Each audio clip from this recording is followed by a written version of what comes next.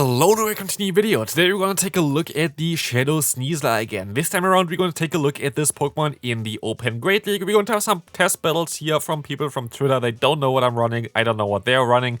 So it's going to be an interesting one. We're going to have a very spicy team again as it's test battles. I kind of wanted to have some a little bit less bulky. Of course, we still have our Lickitung, which is not as spicy. But both the Greninja as well as the Sneasler especially is not going to be the bulkiest Pokemon here. But also, we're going to have a little bit of a weakness against a Pokemon like Altaria. And I feel like, in general, in the Open Great League, there is a huge potential for Shadow Dragonite right now. So, like, if you got a good Shadow Dragonite from the recent Team Go Rocket event, definitely try to play this one out as well. Here, we're going to have basically a very bad scenario for us already. We are shields down, we have some energy, but we don't really do damage against Altaria with either of our Pokemon. So, I'm going to go for the bait first, going to be the Aerial Ace, and now I'm going to go for the Close Combat next. It's going to do a ton of damage, even though it's resisted. Take a look at this. It hits so hard. It's insane how much damage we do there. I had a ton of lag there. I think I would have been able to outspeed the opponent usually, but I don't know why. Like, I had a lot of lag trying to play those games today, but it's still going to be fine, as we can still go ahead and go for a Hydro Cannon. Even though we had such a bad lead and such a bad matchup in general, we are actually going to be able to just go for another Night Slash and come back from this scenario, which is absolutely madness. Going to be able to win this game with our Greninja, and that's going to be it for this one. Moving on to the next one, let's take a look what they are going to run here. We're going to have a mediocre lead for us. They're going to have also Aerial Ace, which can be a little bit tricky, and they're going to swap out into their Pomo.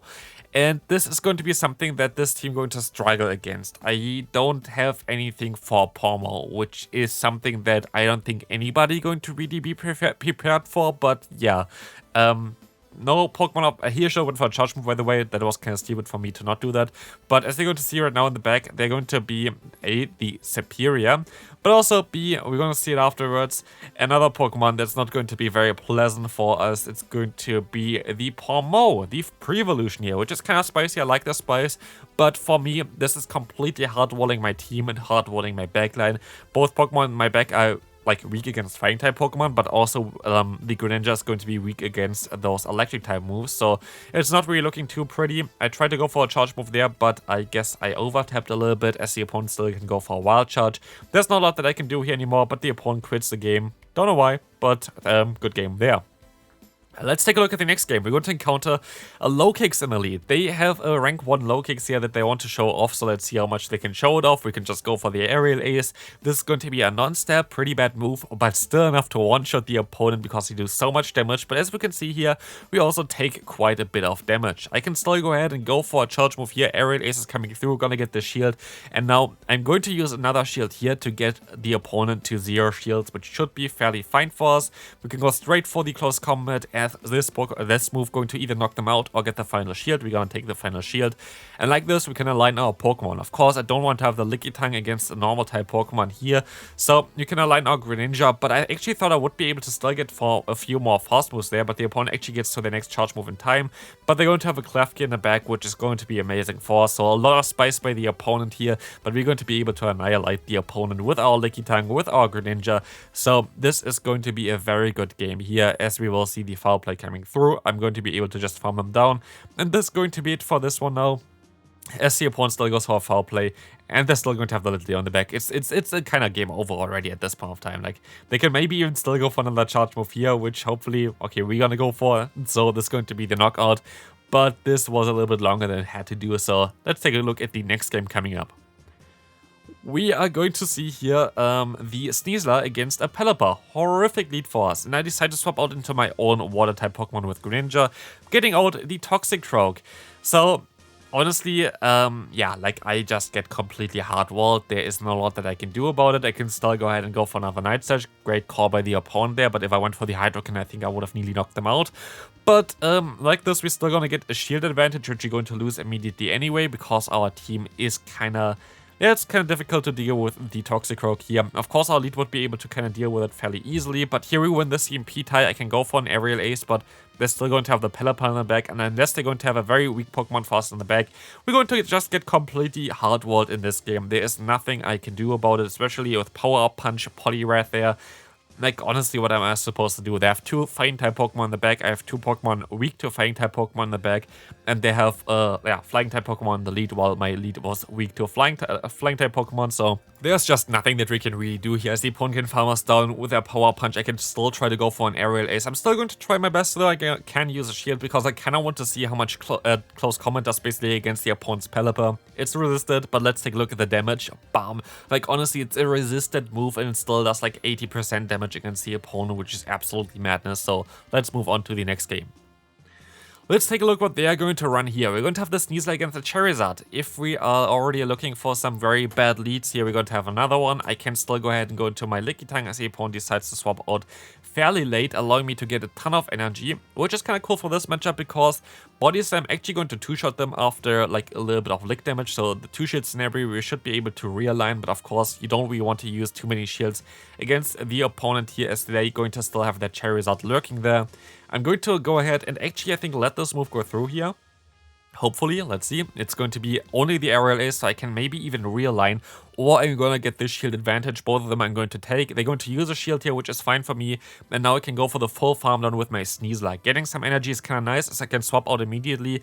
Catching the Dragon Claw, so I decide to let this move go through, hoping that my Sneasel can maybe win this for me in the back. And again, getting completely hard-walled here for the next game as well. Algorithm in friendly battles always striking hard, as they're gonna now be able to still go back into our Sneasel here. As we're going to use a shield against the opponent's charge move, we're going to be able to now go for our own aerial ace, and let's take a look if we can still knock out the Charizard. The opponent, I guess, maybe had their catcher on. Like, if you didn't know, like, if you spin a stop with your Go++ or whatever, your game freezes for PvP, and I think the same happened to them here.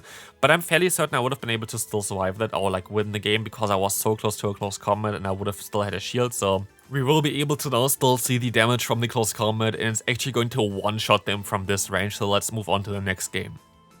We're going to encounter here a Golbat in the lead, so honestly, I encountered now 3 flying type Pokemon that, like back to back to back, and another Superior in the back there. I just didn't really have any great lead. Like honestly, it was kind of ridiculous what kind of Pokemon I was encountering here. Of course, it's friendly battle, so it doesn't really matter too much, but it was wild. Like, it was wild, like encountering so many flying type Pokemon in the lead against a Pokemon that is already squishy, and especially against Wing Attack, it's going to be awkward.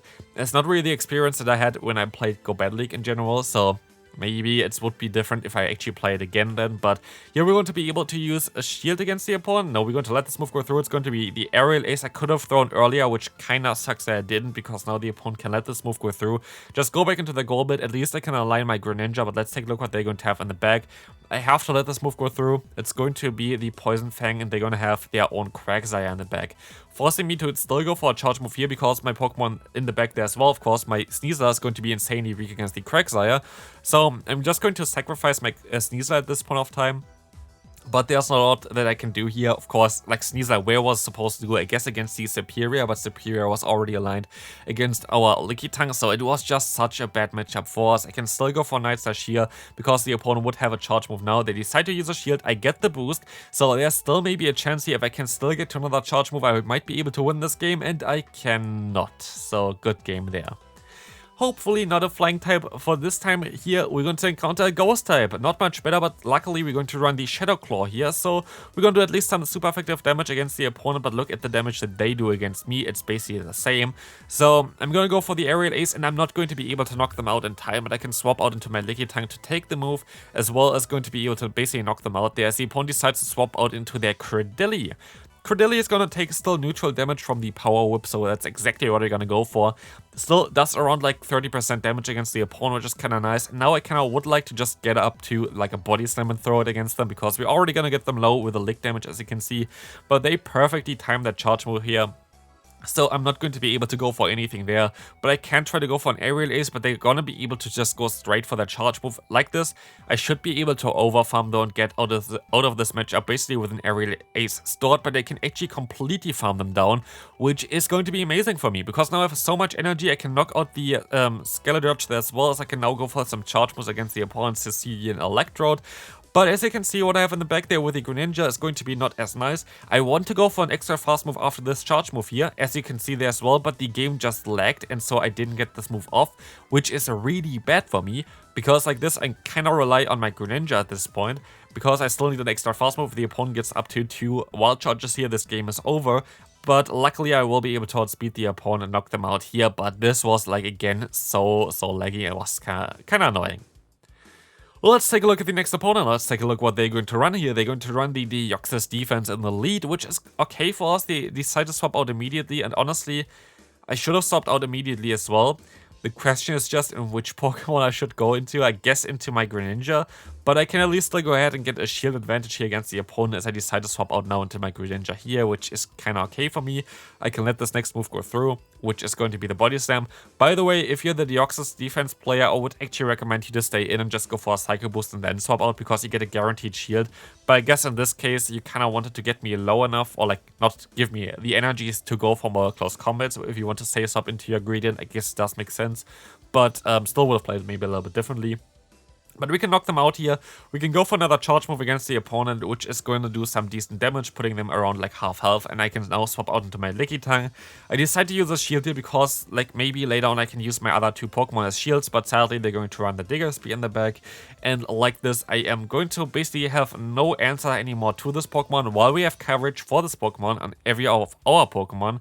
There is no lot that I can do here, as I'm gonna go ahead and go for the Hyper Beam. I still can go for another Power Whip, which is going to do some decent damage against the opponent, but as we're going to see, the opponent is still going to be very healthy, and I'm not going to be able to swap out in time. I tried to swap into my Sneasler, but it just didn't work out for me, and so it's all down to my Greninja. I can still get the knockout maybe with this charge move coming in here, which does actually get the knockout, and maybe I actually still had a chance, but like, yeah, I needed my Lickitung to be around for that. Moving on to the second to last game for today's video. If you enjoyed this video, feel free to leave a like and subscribe if you haven't already, as you're going to encounter a Shadow Beedrill in the lead. And here's something which I think is way different if you have better IVs than I have, because as you can see here, my IVs are pretty horrible. All the Sneasers that I got had really bad IVs, sadly. Like I actually tried so hard to get those good Sneasers, but I only was able to catch like 5 different ones, I think. Even though, like, yeah, I did a lot of stops, but yeah, it's only a 20% chance, I think, to get them from the fighting type Grunt, which is really bad, so it's a little bit tricky to get this Pokemon, and I never really was lucky with the IVs, but maybe later on for the next Team Go Rocket event, I might be able to get some good ones in between. Here we're gonna get the Deoxys and we're gonna knock them out there, which is kind of nice. But sadly, the opponent has a Dubwool in the back, and Dubwool is going to be a very tricky Pokemon to deal with, and also a Pokemon that I completely forgot existed. I wonder if this Pokemon actually has some play nowadays. Meta, I feel like maybe with a Wild Charge it would actually have some play. Don't think that's the best one for like Payback nowadays. Like, Payback is very neutral, but I feel like Wild Charge has more potential, just as like a finisher move or something like this. But here we're gonna go down basically from the Beedrill. There's no lot that I can do about it. But I feel like the lead matchup would have been a little bit differently as well there if I just had better IVs. Moving on to the next game, we're going to encounter the Sableye in the lead, which is going to be a little bit of a trickier one, as you can swap out here, and the opponent is of course going to completely hardwall me. Great play by them though. Farming up until I get to the Power Whip and then swapping out into the Registeel is a very smart decision there. They could have actually went for a charge move first, because this would have allowed them to also get me into range for just one charge move of the Registeel, because like this I might even be able to realign if I wanted to. But as you're going to see here, I can still go for a Body Slam against the opponent. This is going to get them actually a little bit lower, and we're going to see here already that another Body Slam might put them into farmland range, but luckily for the opponent they actually got there in time, and I decided to let this move go through. I should have most likely swapped into my Greninja, but the opponent has a Dubwool in the back anyway. Should have stayed in with a lead, but at the end of the day, it does not really matter too much, as Dubwool is just way too strong for my team here right now, for like especially the Pokemon that I have left. Because all the Pokemon that I have kind of on my team are weak against Dubwool. Greninja takes super effective damage from the fast move. Our Lickitung literally takes super effective damage from the fast move as well, while their own fast move is double resisted. And for our Sneasler, while it being a fighting type Pokemon, you have Shadow Claw as a fast move, which against normal type Pokemon just sucks. So yeah, like this is not really looking too good for us. I'm just going to let this move go through and basically, yeah, concede the game here. So good game there to the opponent. This is going to be it for this video. Hope you enjoyed it. If you did, feel free to leave a like, and I'll see you then. Bye bye.